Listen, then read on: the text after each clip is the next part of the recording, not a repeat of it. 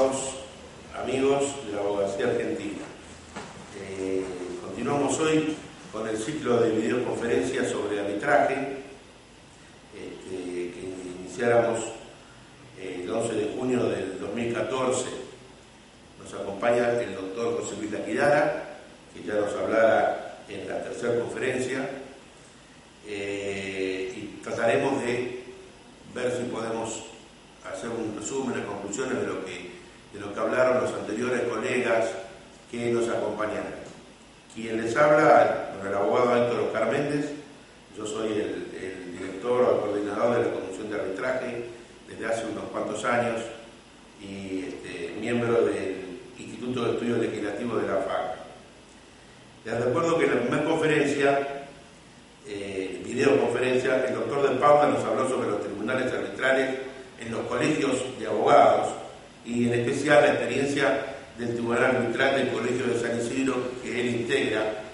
Y bueno, el doctor de Paula es un viejo colaborador de la FACA y también de esta comisión desde el año 1990 aproximadamente, está con nosotros en el tema. Después, el 18 de junio del 2014, la doctora María Irene Miguel, que también es miembro de la Comisión de Arbitraje, nos habló sobre los proyectos de reforma de arbitraje y en especial el proyecto de ley de arbitraje de la FACA. Como ustedes saben, la FACA tiene un anteproyecto de ley de arbitraje que había tenido estado parlamentario en el año 2011-2012, después perdió estado parlamentario y otros legisladores lo volvieron a reingresar y actualmente mantiene estado parlamentario. La tercera conferencia nos habló el doctor Laquidara sobre el arbitraje de consumo, presente y futuro. El doctor Laquidara, bueno, es uno de los especialistas que conoce con más precisión, antecedentes y experiencia el tema del arbitraje de consumo. Bueno, y en la cuarta charla que me ha sido comentada a mí, vuelvo a decirles, trataremos de hacer las conclusiones, un pantallazo sobre la actualidad del arbitraje, el abogado y la jurisdicción arbitral, el abogado y la jurisdicción arbitral, que es un tema muy importante, comprometido, problemático y aún no debidamente clarificado. Y finalmente el arbitraje en el proyecto de reforma del Código Civil. Bueno, comenzando con las conclusiones, creo importante recordar la reseña sobre la evolución del arbitraje en los colegios de abogados, del país. En especial, si bien trataba desde antes de que esta comisión comenzara a trabajar en el tema de arbitraje en la FACA, en el año 90, ya tenía antecedentes de algunos tribunales en algunos colegios del interior, el colegio de Salta, el colegio de Bahía Blanca, habían puesto en marcha tribunales arbitrales. En el año 90, fundamentalmente a partir de la vigencia de la ley modelo Mucitral del año 85, esta ley modelo de las Naciones Unidas, siempre decimos, marcó una verdadera bisagra en la historia del arbitraje mundial. Intentó unificar los criterios y los principios y las normas básicas en materia de arbitraje comercial internacional, pero también como referencia para todos los arbitrajes nacionales o domésticos, que en ese momento venían diseminadas, dispersas, muchas veces contradictorias, en todos los códigos procesales del sistema del civil law y también en el sistema jurídico anglosajón del common law, donde el arbitraje siempre tuvo una muy importante acogida. Trató de unificar todos esos criterios y también esas costumbres propias de los dos sistemas, que no siempre son iguales, a fin de compatibilizarlas, posibilitando que todos los países del mundo pudieran actualizar las normas que tenían sobre el arbitraje, que en general eran de origen decimonónico y estaban contempladas en la nueva códigos procesales de los diferentes países de 1800 en adelante, receptando toda la normativa dispersa que venía en los respectivos países, en el caso, por ejemplo, el nuestro, recogiendo toda la legislación española, que siempre le dio al arbitraje un sitial de preferencia en materia de resolución de conflictos. Pero a partir del año 86, con esa ley se produjo una explosión del arbitraje en el mundo. Siempre decimos que el arbitraje avanzó más en los últimos 15 años del siglo XX que en los 20 siglos anteriores, porque esa clarificación normativa, que siempre es importante, y esa guía que se preocupó en establecer la Comisión de las Naciones Unidas para el Derecho Mercantil Internacional, que fue la que tuvo a su cargo la implementación de la ley modelo, permitió que ya todos los países del mundo fueran sancionando nuevos regímenes arbitrales actualizados y armónicos en general. Saben ustedes que en materia de arbitraje hay dos grandes vertientes. La primera es el arbitraje internacional y la otra es el arbitraje interno, doméstico o nacional. La primera, el arbitraje internacional, es prácticamente la vía, el instrumento indiscutido de aplicación generalizada para toda la resolución de conflictos de carácter internacional. Es decir, cuando tiene algún componente, la relación contractual o transcontractual de carácter internacional, es decir, que no se encuentra limitada a nacionales de un país, entra a jugar el arbitraje internacional. Y lo más común es que cualquier persona que negocia con otra persona en la órbita del comercio internacional establezca que para el caso de resolución de conflictos se someten a un tribunal de arbitraje internacional, porque en general se trata de evitar la intervención de la justicia de los estados, porque se puede llegar a considerar que pueda ser favorable o parcial a las pretensiones o a las peticiones de alguna de las partes en conflicto. De forma tal que el arbitraje comercial internacional adquirió un sitial de preferencia y fue marcando el camino también a través del cual el arbitraje nacional o doméstico fue recogiendo las experiencias de esta e insertándolas en sus respectivas normas. Con el arbitraje modernizado, modificado a partir del año 90, comenzaron también entonces a florecer su utilización tanto en la órbita internacional, que le dijimos era prácticamente indiscutida, reconocida y superando a la utilización de los medios, de los sistemas de resolución de conflictos oficiales o estatales, es decir, de algunos de los países. Pasó también a la órbita local o doméstica y todos los países fueron ayornando sus legislaciones. Lamentablemente, Argentina y Uruguay son los únicos dos países del mundo que no tienen una legislación adecuada, moderna, ayornada a los modernos conceptos del arbitraje que fueron plasmados en esa ley modelo. Hay en la actualidad el arbitraje en el mundo, no solamente el internacional, sino el interno, ha adquirido un rol muy importante como una justicia de opción, no una justicia de excepción, como muchos lo entienden, sino una justicia de opción que le permite a las partes decidir en un conflicto, ante una situación, ante un negocio determinado, si para el caso de conflicto del mismo quieren o desean la intervención de la justicia estatal, que es la justicia común, ordinaria, o la intervención de un tribunal arbitral que desde la órbita privada, con árbitros designados, propuestos por las partes, que no integran la estructura de los organismos judiciales estatales, resuelvan esos conflictos que pudieran presentarse, que sean futuros o presentes, o aún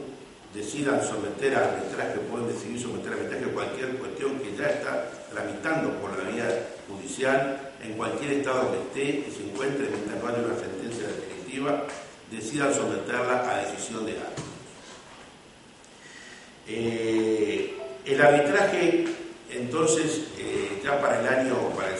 para finales del siglo XX, llegó con una revitalización absoluta que lo eligió como un sistema de justicia, porque cuando hablamos de arbitraje tenemos que tener en claro que estamos hablando de justicia privada, pero justicia, en fin, dentro del cual juegan los principios propios de toda administración de justicia, que hacen que el arbitraje, a diferencia de la justicia estatal, tenga un emplazamiento mixto, si esté acaballado entre la órbita privada y la órbita pública, entre la órbita contractual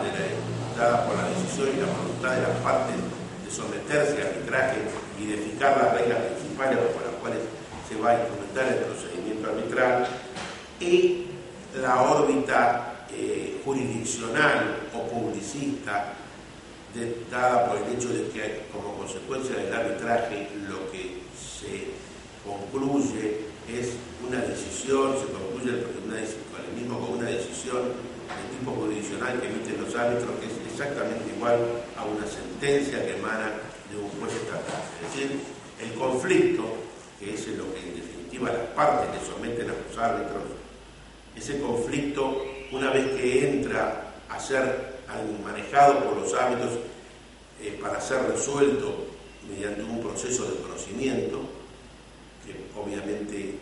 tiene algunas similitudes con el judicial en lo que hace al respeto de determinados principios que hacen a las reglas del debido proceso, se diferencia de él porque es absolutamente distinto en lo que hace al predominio de una manifiesta informalidad e irritualidad que hace que en el arbitraje se pretenda llegar y se llegue con más eficiencia al logro de la verdad real por encima de los vericuetos formales que muchas veces como verdaderos diques o contrapistas hacen de que no se llegue o que cuestiones formales prevalezcan por sobre la verdad real en el caso del juicio judicial. En el arbitraje lo que se pretende es prescindir de las formas para llegar a una solución definitiva que haga cosa juzgada material igual que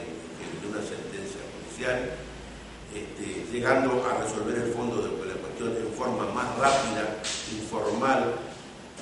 con menores ritualidades y con mayor flexibilidad, tanto para las partes como para los árbitros. Este acaballamiento del arbitraje entre lo que hace a la órbita de lo privado o del derecho privado, como sería la decisión, en lo que hace al nacimiento del arbitraje, porque nace por decisión de las partes y tiene así un origen cuasi contractual. No nos gusta hablar directamente contractual, porque nosotros no consideramos que el arbitraje sea un contrato de arbitraje típico. Y el arbitraje ya en su fase final, o la consecuencia de él, que es el dictado de un acto de carácter jurisdiccional que dice y aplica el derecho y resuelve definitivamente el conflicto. Volvemos a insistir porque es importante que todos los colegas lo tengan bien en cuenta, al igual que hace un juez estatal. La sentencia arbitral, como se la llamó siempre, últimamente con el predominio de unas corrientes modernas que lo tienden a encasillar al arbitraje más desde la órbita privada o contractual que la órbita jurisdiccional que tiene, se considera de que el arbitraje es un título ejecutorio, y así lo establecen aún nuestros códigos que son de vieja factura, al igual que una sentencia. La única diferencia que tiene la sentencia arbitral con la sentencia judicial del juez estatal es que mientras el juez estatal tiene la facultad de ejecutar esa decisión por sí mismo, porque integra el Estado y el Estado se reserva el monopolio de la fuerza, si tiene la potestad para imponer su decisión si las partes no la cumplen por la fuerza. El árbitro, como está dentro de la órbita privada, si bien tiene autoridad como el juez para resolver definitivamente la cuestión planteada mediante una decisión que hace cosa juzgada material, no la puede ejecutar por sí mismo. y tiene que pedirle consecuentemente la parte interesada, el ganancioso en esa litis arbitral. Si la otra parte no cumple, debe solicitar su ejecución judicial. Pero la ejecución judicial de un laudo arbitral y de una sentencia judicial transitan y tramitan por los mismos carriles de la ejecución de sentencia. Es decir, que se considera ya que hubo una decisión de carácter jurisdiccional que resolvió definitivamente la cuestión y ante el incumplimiento se le ejecuta por ese trámite. Trámite de ejecución de sentencia, como ustedes saben, tiene una vía mucho más rápida y con menos excepciones y defensas que el de cualquier otra ejecución típica derivada de un título ejecutivo. Por ello es que nosotros decimos que el arbitraje tiene un predominante carácter jurisdiccional, porque si bien nace de la voluntad de las partes,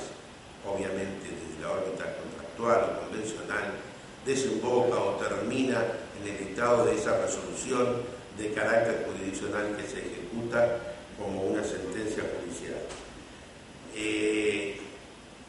El arbitraje llegó así a fines del siglo XX plenamente reconocido en todo el mundo y obviamente con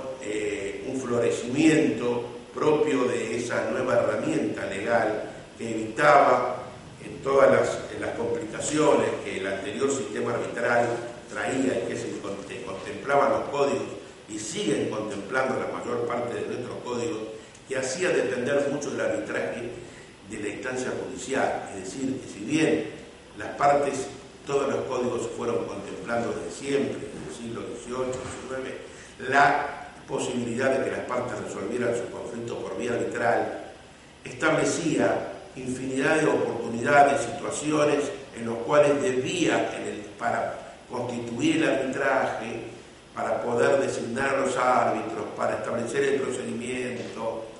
para fijar las bases de un compromiso arbitral que se establecía como necesario, en caso de falta de acuerdo recurría a la justicia. Entonces hacía que la vía del arbitraje, con tantas veces que tenía que ir a la justicia para constituirlo, para formalizarlo, o para realizar determinadas gestiones de pruebas y demás, era en definitiva más largo que la justicia, o más complicado, más extenso, y por eso es que no había tenido utilización masiva. Al lograrse mediante la unificación de todas las leyes, la derogación o la supresión de todos esos vericuetos judiciales que mantenían a la justicia como controlando desde arriba el arbitraje, pudo volar por sus propios medios y adquirir el sitial que siempre debió haber tenido. Pero sucede que, como las instituciones jurídicas, al igual que otras instituciones sociales, políticas y económicas, reciben los efectos y las consecuencias de los cambios que se van operando en la esfera mundial. Y con todos estos nuevos criterios que han venido a través de la globalización y de los avances de las comunicaciones y de las informaciones, se fueron desperdigando por el mundo a partir del año 85 en adelante, fundamentalmente con la caída del muro de Berlín y lo que se llama la economía de mercado o la nueva economía de mercado. Empezaron a cambiar otros valores, como sería, por ejemplo, una activa intervención en la economía, en el derecho, también una activa y decisiva influencia de cuestiones económicas, de principios económicos, por sobre el derecho. Fundamentalmente, también una excesiva, notoria ampliación de todo el espectro de la autonomía de la voluntad, con un consecuente desplazamiento de las facultades de los Estados, facultades regulatorias de los Estados, facultades regulatorias que no solamente se habían considerado muy excesivas, que muchas veces lo eran, en el campo de la economía, que trabaron en buena parte su funcionamiento, sino que también se consideraron que eran excesivas en el campo jurídico y en el campo de la justicia. Y por eso el arbitraje, que era un sistema de resolución de conflictos en el cual la autonomía de la voluntad estuvo siempre reconocida, pero que obviamente tenía su vertiente jurisdiccional con la decisión que se dictaba, comenzó a ser influenciado o manejado o predominado más por los criterios individualistas o economicistas, desplazando a su carácter jurisdiccional. La autonomía de la voluntad en las modernas legislaciones de arbitraje, fundamentalmente de los primeros años del 2001, lograron una modificación sustancial de lo que ya eran esas modernas leyes que habían sido dictadas desde el año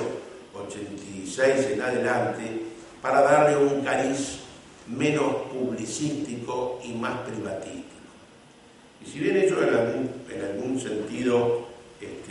va asistido de razón, creemos que en algunos otros casos se ha perdido el necesario equilibrio que debe existir siempre en el arbitraje. Porque el arbitraje, como es un modo de resolución de conflictos privados, siempre corre el riesgo de ser tentado por el predominio o la intervención de intereses meramente individualistas, con prescindencia de que por encima de todo ello estamos manejando, transitando por el camino de la justicia.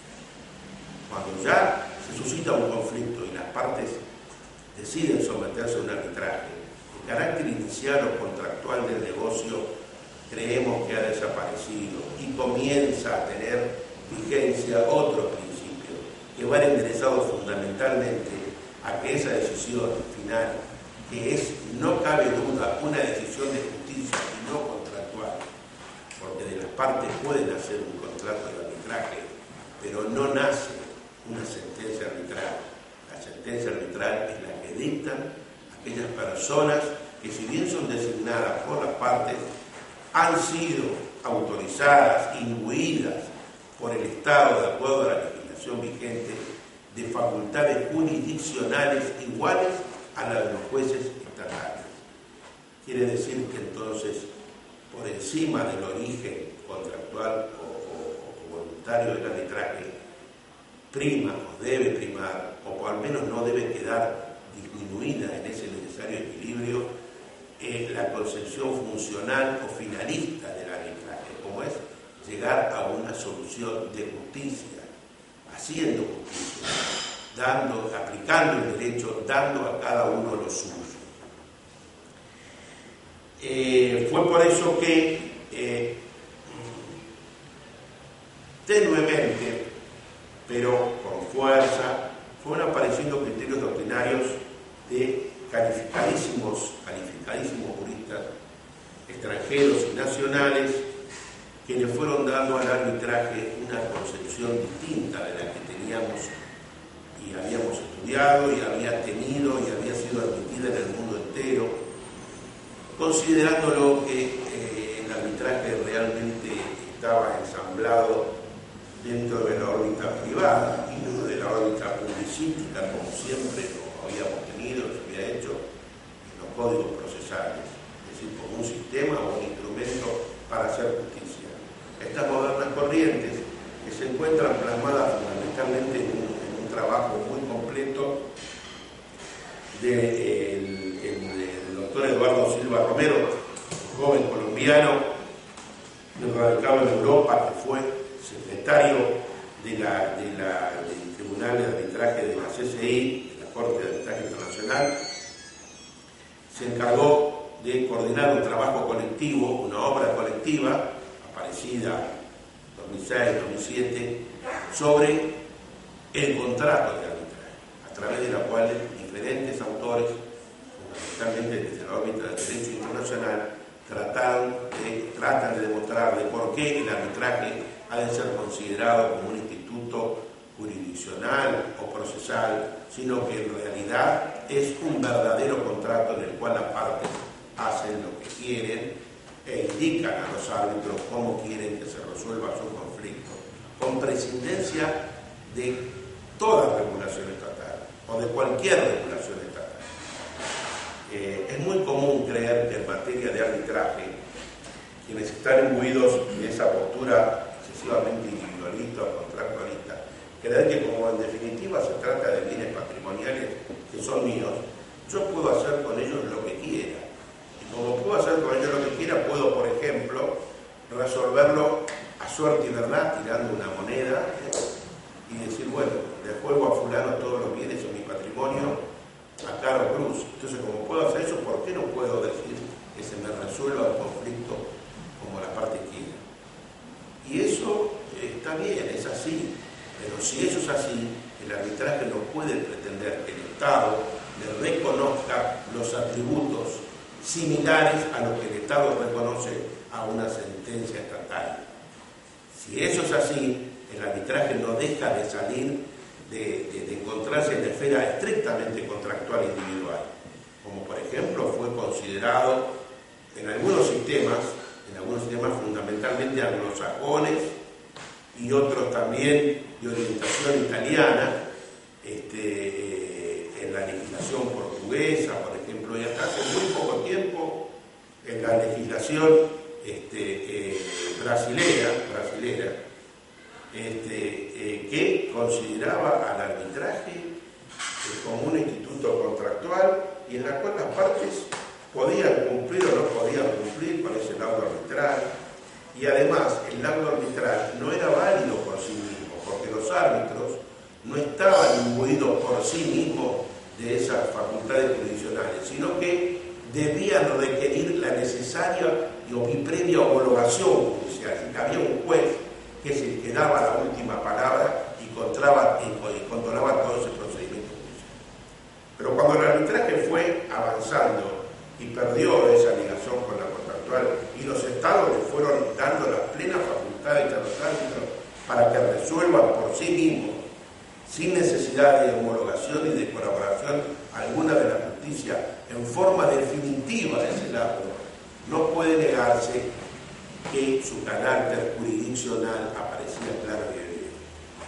Bueno, no obstante eso, estas modernas corrientes que fueron arropándose a la luz de esas modernas concepciones que nacieron con la economía de mercado, de libre mercado de los años 2000 y que tuvo su eclosión, o diríamos su implosión con la crisis económica global del año 2008, que demostró que no se podía dejar todo absolutamente liberado al manejo de las partes, que los estados no podían prescindir del manejo de las regulaciones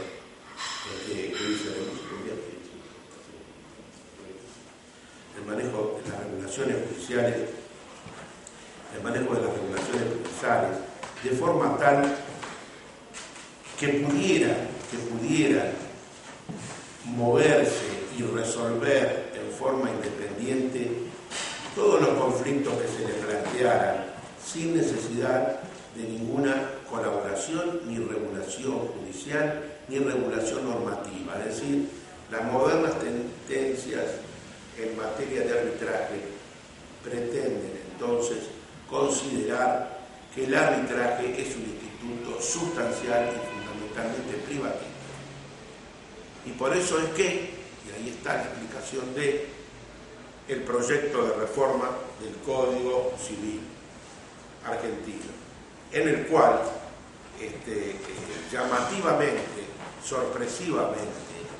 asombrosamente, Argentina pasaría de tener la legislación más anticuada, fundamental del mundo, a una en las antípodas, a una de las más modernas, y pasaría de ser un instituto procesal y publicístico para ser considerado directamente como un contrato típico, junto con al igual que los demás contratos de la parte. En efecto, el capítulo 29 del proyecto, que ya tiene media sanción de Código Unificado, el Código Civil y Comercial Unificado, se denomina contrato de arbitraje. El arbitraje deja de estar así regulado entonces en lo sustancial, dejaría estar regulado en los códigos procesales para pasar a ser directamente regulado en sus aspectos no solamente sustanciales, sino generales y de procedimiento, por un código de fondo o un código civil. Esto es, pasaría de la órbita publicística en la que está actualmente dentro de los códigos procesales y estudiado junto con el derecho procesal como una disciplina publicística, porque está en juego